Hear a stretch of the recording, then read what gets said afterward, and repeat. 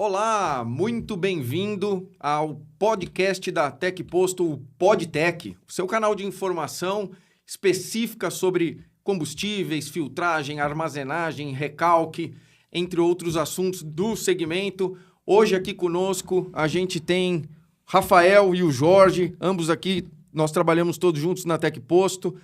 O tema de hoje é super legal. Para você que está chegando agora, a gente vai falar sobre a característica do diesel no Brasil e o que há de soluções para esse desafio que é a mudança constante da composição desse tipo de combustível.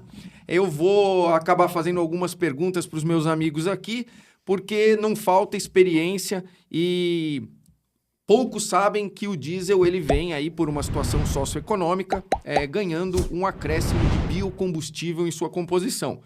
É interessante, é positivo para o Estado brasileiro, mas isso traz alguns desafios. Eu queria, primeiro, antes de entender tecnicamente, saber como é que chegou aí a Fueltec, a Tec Posto. Jorge, você que acompanhou essa história, conta para nós. A Fueltec nasce como dentro da empresa e estamos preparados para o desafio chamado biodiesel?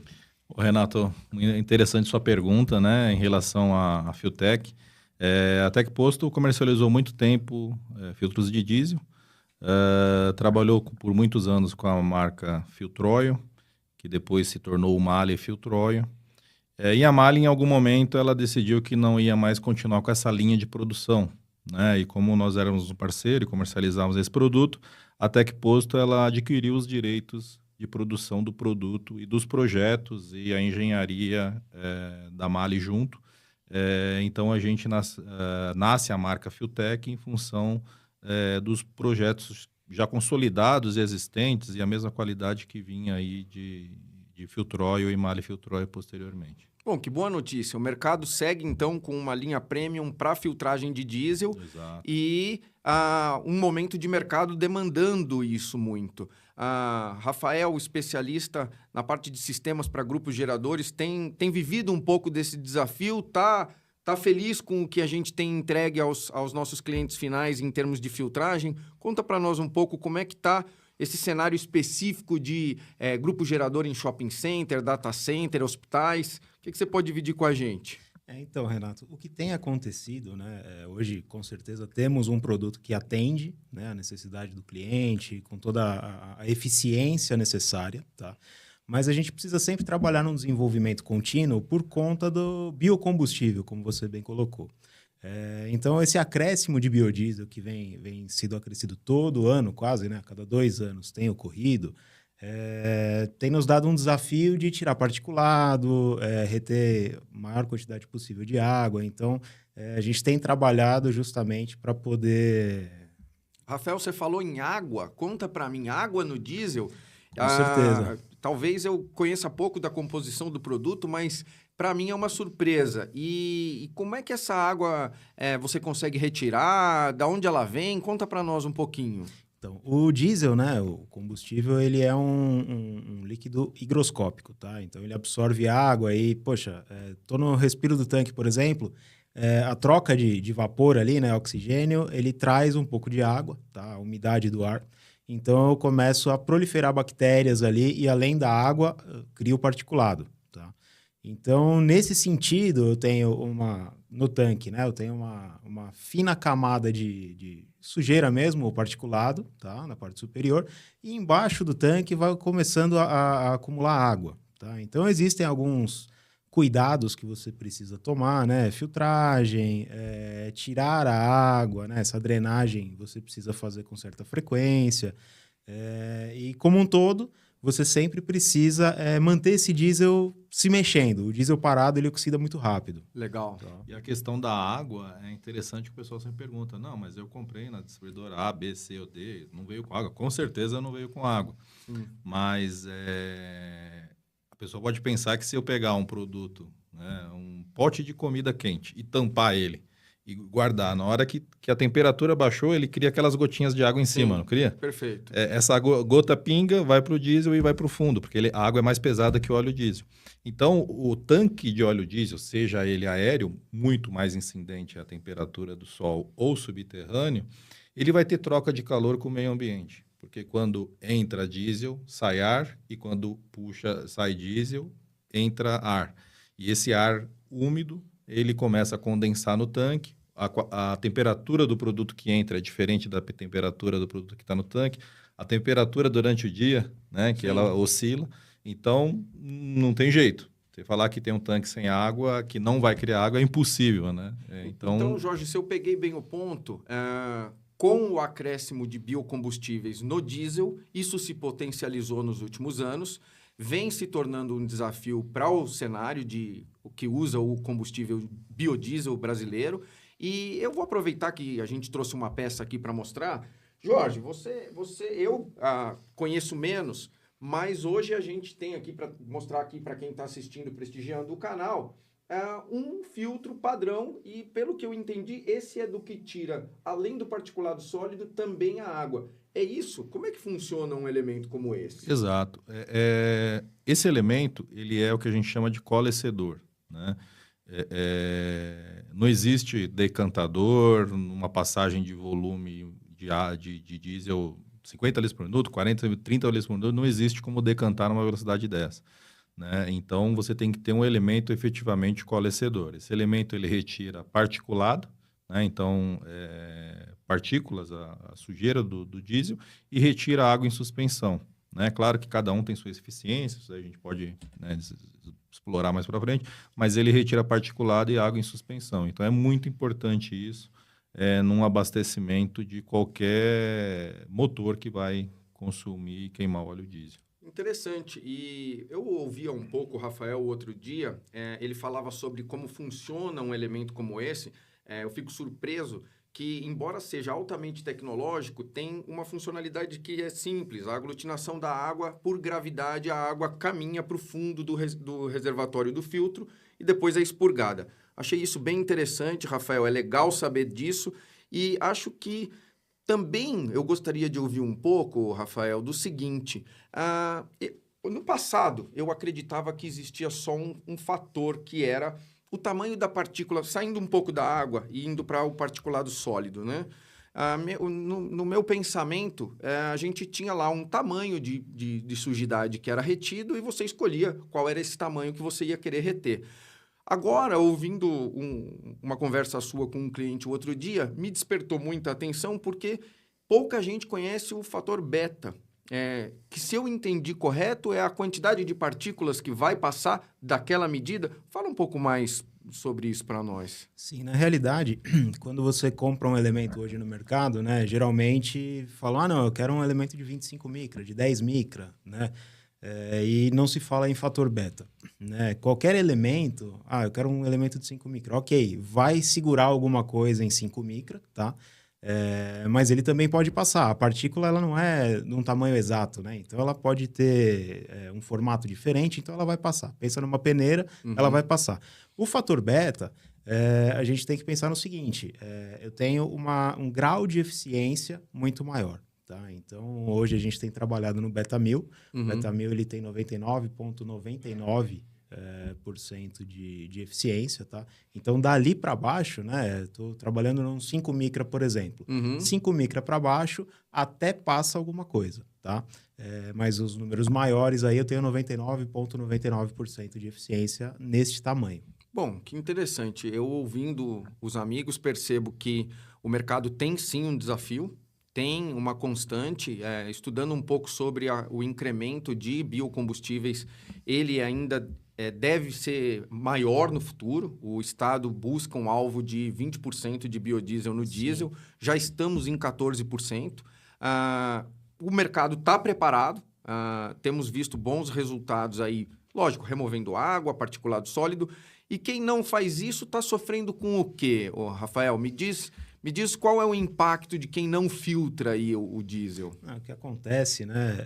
Você tem o pré-filtro ali da máquina, geralmente ela satura muito rápido, né? Qual que é a função de um filtro de linha, como a gente está falando aqui?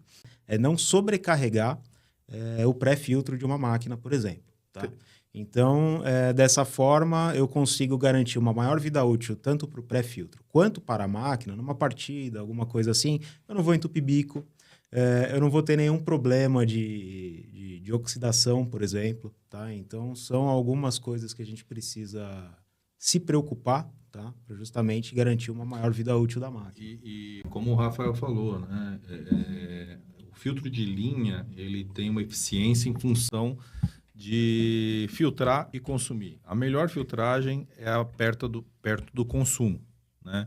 Não adianta eu filtrar e reservar, né, um volume muito grande, porque quando eu reservo tem aquilo que a gente falou lá atrás, que eu vou acabar criando água também no óleo diesel, né? Então, o filtro de linha ele tem uma eficiência e tem uma qualidade porque você filtrou e queimou e consumiu. Se eu filtro e reservo, eu acabo tendo uma nova contaminação naquele reservatório onde eu estou naturalmente que eu estou reservando. E a outra coisa, né, para ilustrar, é muito importante a questão da qualidade do elemento e da eficiência do elemento. Não adianta falar 25 micros. Você tem uma caneta aí, Renato? Não. Não, agora não. Tem uma caneta aí? É o que o Rafael falou, né? Se a gente pega um elemento 25 micros, e vamos supor que isso daqui tem 25 micros, né? Aqui ele vai e passa no elemento. Aí passou, na hora que ele vira de lado, ele tem 120 microns. Essa é a eficiência que o Rafael fala, né? Quando a gente vai para um elemento nosso, beta 1000, ele tem tramas na construção do elemento que não fazem essa partícula passar só assim. Ela vai girar e vai travar em algum momento. Então, isso dá a eficiência. Por que falou, 25, mas pode passar 25? Dependendo da eficiência, pode, porque quando ela passou, ela estava assim, você olhou aqui, tem 25, Sim. Aí ela girou, ela tem 125. Aí ela trava. E aí ela trava num elemento com uma alta eficiência. Em baixa eficiência, ela vai passar, né? Então, por isso é muito importante a qualidade e saber se o seu fornecedor está testando os elementos que eles estão te fornecendo, né? Bom, Jorge, então você tocou num ponto bem interessante. Filtro não é tudo igual, é isso. Distante disso, né? Todos nós aqui trabalhamos com o cenário de postos de combustíveis e a gente já viu bastante curiosidade, bastante coisa nova. E a criatividade, às vezes, vai para um caminho que não é o melhor para o cliente final. Mas eu também já me defrontei com pessoas muito satisfeitas com um filtro que nunca saturava, porque ele também não era feito para isso e também não filtrava nada. Então, a percepção de quem comprava o elemento fantástica, mas o dano que ele causava a um cliente final ou ao seu próprio maquinário é algo que ele não sabia medir. Isso aí. Mas isso é muito comum a gente ouvir, né? O seu elemento é ruim porque ele satura em uma semana. Eu compro lá de tal B, ele dura 6 meses. Falei, bom, ele está deixando passar sujeira, né? A questão de filtragem é uma coisa muito importante porque o quanto mais você fechar a peneira, menos ele vai durar, claro que em função de uma qualidade de produto recebida anterior, né? Então, tem processos grandes de filtragem que tem várias baterias de filtro. Porque se eu estou com um produto com uma sujidade alta e eu coloco um filtro extremamente eficiente, ele vai durar 1 hora, ele não vai durar. Então, eu tenho que filtrar um pré-filtro, filtrar num outro nível para ir chegando numa qualidade que você tem uma relação custo-benefício do seu elemento e de tempo e qualidade final do produto. Se você não está trocando elemento, você não está filtrando. Isso é fato, né? Um elemento hoje, em média, é claro que, em média, ele vai te durar ali uns 6 meses em função do... mas eu uso pouco. Se usa pouco é pior ainda, né? Então, minha rotatividade de produto é pouco. Então, se está mais armazenado, então é pior ainda. Então, ele vai durar, em média, isso. Claro que depende da qualidade de entrada, depende de vários fatores, né? Mas meu elemento dura 5 anos... Você não está filtrando nada. Então, Jorge, eu acho que quem nos assiste aqui começa a fazer essa correlação. Pode parecer um investimento desnecessário se você não faz a conta de quanto você tem de troca de bico injetor, porque a água danificou. Se você tem uma paralisação de uma operação crítica, como num hospital, então aí é exponencial o impacto em relação ao dinheiro. Mas você que nos assiste... é importante fazer essa conta. Elemento bom preserva maquinário, preserva operação. E tem ainda um público que delega ao comprador, né? Olha, você trabalha conosco aqui, compra, por favor, um elemento filtrante. E esse comprador, ele encontrou um milagre financeiro, né? Fez lá aí um bom trabalho, mas é importante estar acompanhado de alguém técnico para especificar se o que está comprando é o que realmente precisa ou se não está gerando, por exemplo, numa garagem de ônibus aí, um impacto numa frota gigantesca que está rodando aí todo dia, 24 horas por dia. Sim, com certeza, né? A manutenção preventiva ela é muito mais barata do que parar fazer uma corretiva. Aí você ganha muito em tempo, você ganha em produtividade. Então, com certeza, vale a pena investir numa manutenção preventiva. Eu queria ouvir do Jorge, porque eu acabei exibindo aqui um filtro, na minha visão de porte médio, né? É um filtro de linha. Mas hoje a FeelTech ela tá preparada para vazões diferentes. Como é que vocês estão preparados hoje? Vai atender desde um usuário que consome pouco até uma grande garagem? Como é que a FeelTech está posicionada nesse sentido? Hoje a gente atende vários nichos, né? Esse filtro é um filtro de uma vazão relativamente pequena, né? Pelo tamanho e tal, não dá para trazer um filtro de vazões maiores aqui, nem pegar na mão, né? Então a gente tem hoje elementos que vão atingir aí 1.800, 2.000 litros por hora, né? Com eficiência em coalescência. E esse aí, por exemplo, é um elemento de 150 litros por minuto, né? Então, a gente consegue chegar a 2.000 litros por minuto, né? Caramba! Então, são vasos bem maiores, calculado, especificado para esse fim. Bom, legal. Eu acho que a gente fez uma boa rodada sobre a característica do combustível aqui no mercado brasileiro. Fico satisfeito de ver que a gente tem tecnologia para superar os desafios e seguir apoiando essa iniciativa socioeconômica, que é o incremento de biocombustíveis aos combustíveis. Também fico feliz de saber que a FeelTech está preparada para atender desde quem consome pouco, né, e com baixa constância, até uma grande garagem de ônibus que consome aí milhões de litros por mês e que também tem uma preocupação com custos enormes. Queria agradecer os amigos e nos vemos aí num próximo podcast. Vocês são todos muito bem-vindos. Não deixem de visitar a nossa página na TecPosto na internet. Em todos os canais sociais, a gente também está lá contribuindo com mais informações. Vocês são muito bem-vindos. Novamente, obrigado. Agradeço aos amigos. Obrigado, Renato. Obrigado, Renatão.